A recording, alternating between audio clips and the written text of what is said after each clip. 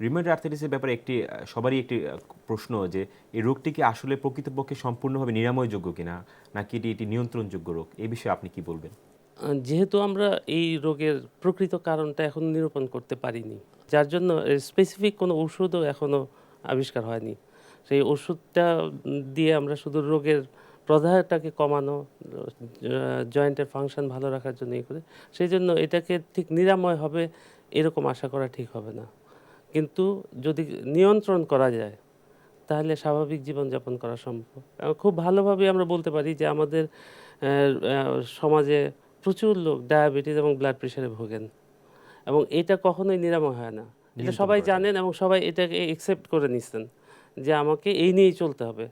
আমি যদি বলি আমার চশমা আছে, আমার চোখ নষ্ট, কিন্তু তারপরে আমি কখনো নিজেকে রোগী মনে করছি না। তারপর চশমা পরেই যাচ্ছি ছোটবেলা থেকেই। তো এরকম এই রোগটাকেও যদি মেনে নেওয়া যায় যে হ্যাঁ, এটা নিরাময়যোগ্য না, আমাকে ওষুধ ব্যবহার করতে হবে, সবসময় চলতে হবে, তাহলেই এই রোগের থেকে আসলে নিরাময় পাওয়া সম্ভব। আপনি যেমনটি বললেন যে এটি পুরোপুরি নিরাময়যোগ্য না, যেটিকে নিয়ন্ত্রণ করে জীবনযাত্রার সাথে সমন্বয় করে নিতে হবে।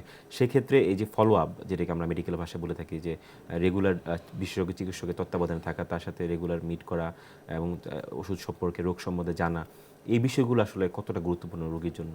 উনি যদি ডাক্তারের কাছে না আসেন তাহলে কিছু, কিছু লক্ষণাদি আছে যেগুলো ডাক্তারের অভিজ্ঞ চোখেই শুধু ধরা পড়বে।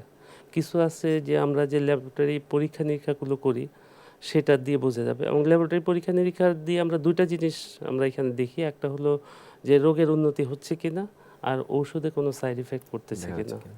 তো এগুলোর জন্য আসলে ডাক্তারের কাছে না আসলে এটা সম্ভব হবে না। তো প্রাথমিক পর্যায়ে আপনাকে ফলো আপের জন্য হয়তো প্রতি মাসে কয়েকবার আসতে হবে। একটু ঘন ঘন আসতে হ্যাঁ, হবে। ঘন, ঘন আসতে হবে।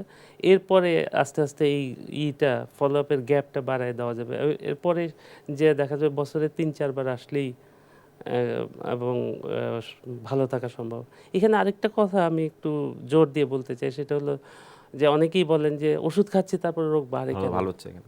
হ্যাঁ, না, রোগ বাড়ছে কেন? বাড়ছে কেন? হ্যাঁ, তো এই রোগের ইটাই এরকম যে মাঝে, মাঝে বাড়ে, মাঝে, মাঝে কমে। বাড়লে পরে ওষুধ বাড়ায় দিতে হবে। মাত্রা কমলে বাড়াতে পরে হবে। হ্যাঁ, ওষুধের মাত্রা বাড়াতে হবে এবং কমলে মাত্রা কমায় নিয়ে আসতে হবে।